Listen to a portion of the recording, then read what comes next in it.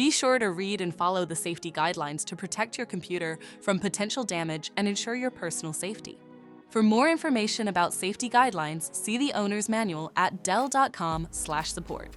Before you begin, turn off the computer and disconnect all the attached peripherals.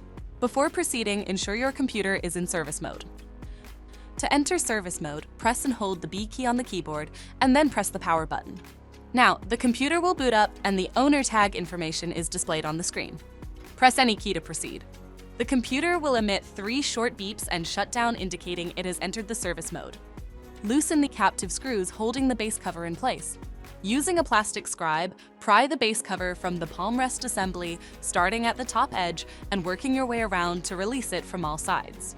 Now, lift the base cover from the palm rest assembly. If your computer is unable to enter service mode, disconnect the battery cable from the system board. Identify the solid-state drive and remove the 2 screws. Unlatch and lift the drive out of the system.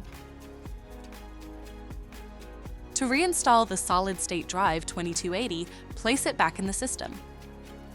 Relatch and tighten the 2 screws to secure it. If the battery cable was disconnected earlier, make sure to reconnect it to the system board. Next, align the base cover with the palm rest assembly and gently place it into position. Tighten all required screws to secure the base cover in place.